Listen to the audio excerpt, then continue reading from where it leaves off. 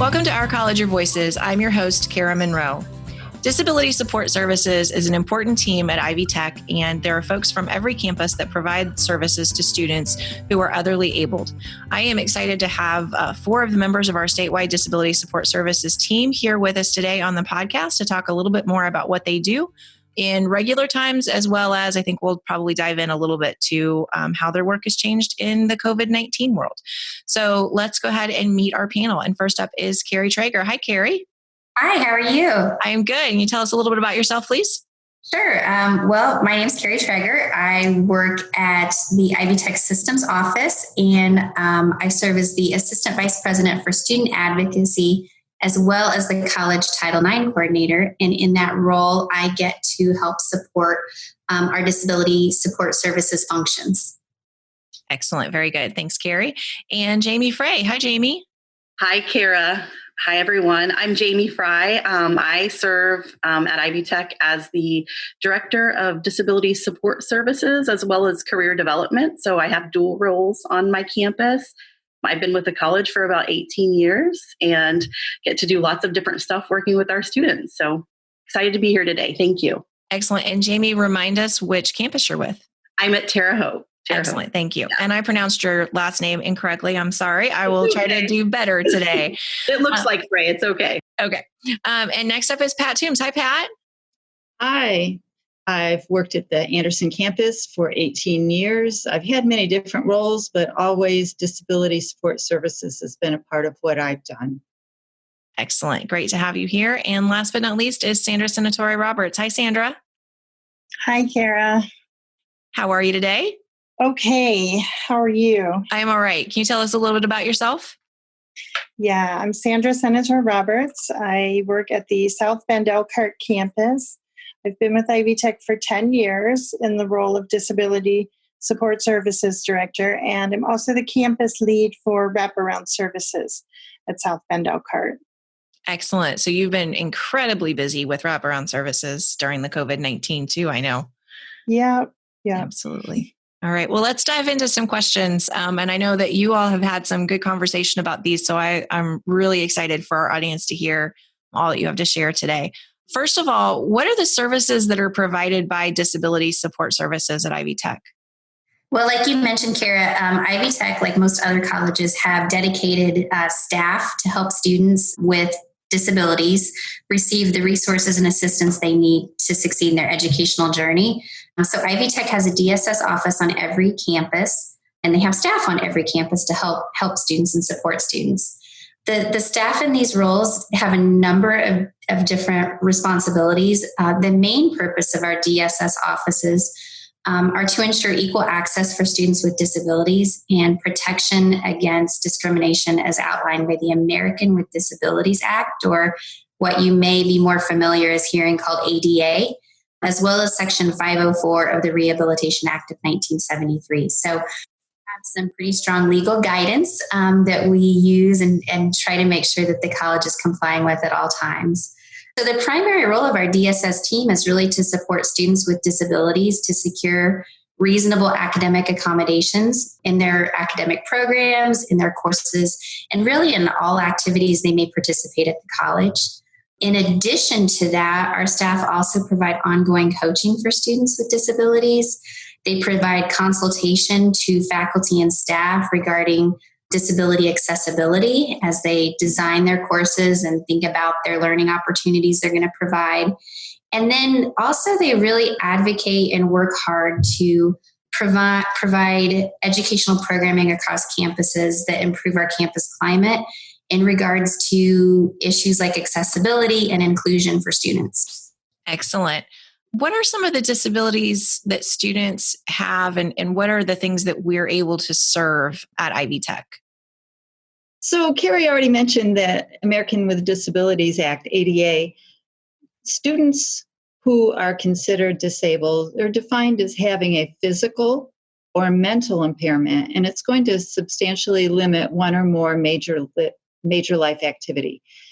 Typically, we think of people with disabilities as maybe some of the outward disabilities We think of somebody in a wheelchair. We might think of somebody who's deaf or somebody who's hearing impaired, but it includes so much more than that. So anything that would limit someone's ability to see, to hear, to walk, to stand, to lift, to speak, to breathe, to learn, to read, to concentrate, any of those could be considered a disability. You can see that it's a pretty wide range, it's a wide scope. And so all of those might be considered a disability when you're in a college setting. And we also serve students with temporary and chronic illness and injury. And some of that will come into play more during the COVID-19. We're going to talk about that in a few minutes, but that's where some of that might even be more important for us to discuss right now. Wonderful. So what are the types of accommodations that are most common across Ivy Tech? Mostly, there are a lot of accommodations that work for a lot of different disabilities, but the accommodations are all based on students' individual need. So we do have a wide range of accommodations based on what the student's stated need is, but generally, commonly used are test accommodations like extended time for testing, distraction reduced area for testing, and then classroom accommodations like note-taking assistance.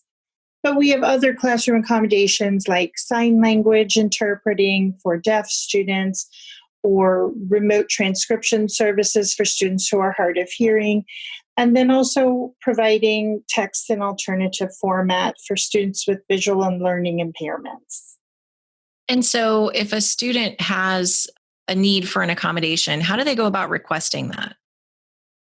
If a student wants to request accommodations, they would just need to contact their local or their campus DSS representative. We have an online request form that students can fill out. It's our intake request form available on the website. So they could go there and start the process that way, or they could just come to our office and request. Very good. And how do students learn about DSS? Well, it's really important that we make students aware of the services that are available to them from DSS, because so many of them aren't aware that they even exist at the college level. A lot of our traditional age students coming directly from high school have had an IEP in place. While we offer similar support to students, there may be some differences in the accommodations, and our processes might look a little bit different than what they're used to seeing in high school. So it's important that we help them understand those differences too.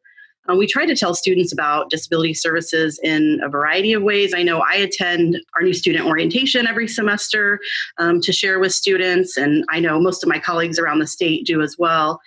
There's a syllabus statement that's included for each course, and students also learn about our services, from referrals by faculty or other departments.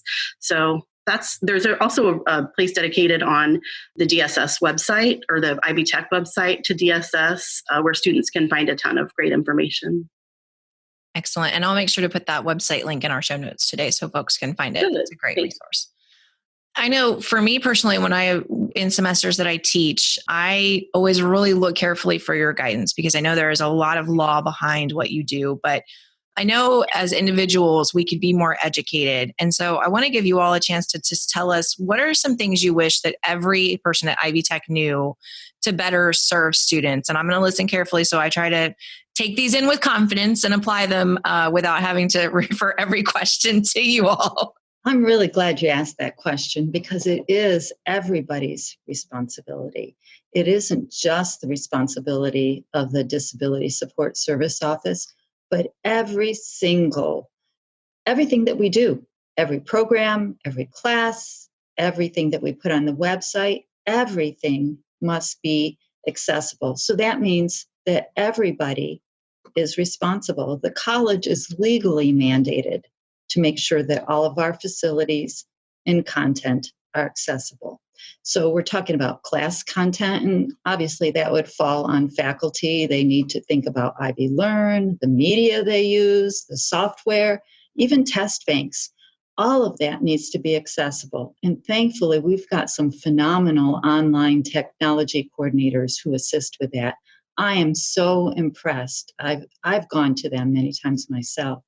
So I would say use that resource. Our online technology coordinators are fabulous in helping make our content accessible. But it's not just limited to faculty, all services. So think about our testing center, our computer labs, our library, every single department that we have must be accessible. And web content. So whether you're talking about marketing materials, any of that, it all must be accessible. And even if Ivy Life is sponsoring a program or an event, everything must consider, is it going to be accessible for people with a variety of disabilities, hearing disabilities, visual disabilities, mobility issues? All of that is important to consider. Now, when I say all of that, it feels a little overwhelming, I'm sure, for people who are hearing it, because they're thinking, I don't know what to do. I don't even know what to consider. So that would be the second point I'd want to make, is that the role of the Disability Support Service Office is not to police. We're here to assist. And so we want folks to come to us. If you don't know what to do, that's okay. But then find out the answer. Come to us. We'll assist you. And we always want to work in a collaborative effort. We want to be able to assist faculty in providing those accommodations. And we're happy to provide training. So, for example, this past year, Susan Hawkins Wilding invited DSS to provide training to the advisors. That was a great opportunity. We welcome those kinds of opportunities. So do that. So all of that, first of all, is just to say everybody's responsible. We're here to help. But then the other point that I would like to make is that sometimes I hear from staff and faculty both that they're a little bit uncomfortable with knowing how to interact with people with disabilities. And I think that's kind of common. So I would just offer 3 simple guidelines. And so if you can keep this in mind, number 1, don't ask or suggest that someone may have a disability. That would be considered discrimination. So you don't ask. You don't use the word disability. So then what do you do about that? Well, here are some tips offered by some of my colleagues. One of them is just have an opening conversation where you provide an opportunity for the student to self-disclose. So you could say something like, I noticed that you're struggling with, I don't know, getting this assignment in. Have you ever had any help in the past? Or you might, say, did you have any kinds of extra help in high school? That might be a way to just open that conversation where a student could self-disclose on their own. And then secondly, just offer a variety of services. So if you see a student is having problems, maybe you do suspect that there might be an underlying disability, maybe a learning disability. Just say, I want to let you know we have many services that can help you. Tutoring, the library, disability support services. Just offer a variety of services. And then that way, you're not necessarily inferring that there's a disability involved, but you are communicating that there are disability services. And then follow up and give them some contact information so that they could contact us. So number 1, just have that opening conversation, but do not suggest that a student has a disability. Secondly, every single time a student self-discloses, if they ever self-disclose that they do have any kind of impairment that might be considered a disability, then privately notify them about disability support services. That protects the college from any liability. And then it also offers the student an opportunity to get some assistance. So every time a student does self-disclose, take advantage of that, notify them that there are services available, and then give them that contact information. Third thing, make sure you respect the student's privacy. Never have a conversation. I know we're not supposed to say never, but this is a never. Never have that conversation in front of other people. Make sure that you are respecting that student's confidentiality. So you don't want to share that information with other people either. Privately, not in front of the class, not in front of other students. Have that conversation privately, whether you're talking about the students' accommodations in class or whether you're talking about questions they may have. Do it privately. Just have open communication. Don't share in front of other people. Every time they self-disclose, refer them to DSS and never suggest that a student might have a disability. Keep those guidelines in mind, and you're free to have any kind of conversation that you need to. That's excellent. Thank you for that, Pat. That's good guidance. I know that all of our jobs have changed dramatically in what has really only been 3 weeks. We're recording this on April 10th. It feels like maybe 3 months at this point to me, but it is only 3 weeks. So what have been some of the challenges and opportunities related to COVID-19 and serving students with disabilities? Well, yeah, we have a lot of new situations now. But specifically, many of our students who use DSS, they often opt for face-to-face classes just due to the need of accommodation and the more individualized, hands-on approach to learning. And the move to an all-virtual learning environment has given DSS some challenges. It's also given us the opportunity to think very creatively about how to make the courses accessible for students with a variety of disabilities. So we're working with students and faculty daily to explore the new strategies and implement assistive technology in the new environment. And COVID-19 is really making us think about how we reach and support students in ways that we've not had to before now. And COVID-19 has caused, a great deal of anxiety in general, but many of our students are already dealing with anxiety and depression. And so now they're experiencing like a compounded level of the effects. So we really want to think, we understand the efforts of faculty who managed in just a couple of days to convert face-to-face courses to virtual environments. And we understand the challenges in making them accessible for students with disabilities. We're also really grateful. Faculty have been in touch and they've reached out and they do ask questions. They do ask for support. Everyone's really working well together here. I do think that we're learning some creative solutions that will carry into the future. Absolutely. And I just want to remind folks, we've talked about this on a couple of previous episodes, but through our Ivy Cares wraparound services, we do have some mental health services that we can have for students. I think it's important we all stay in tune to that. And for our faculty and staff, we also have our employee assistance program. That's a wonderful benefit that's available as well. So I'd refer folks to make sure I want to build on that.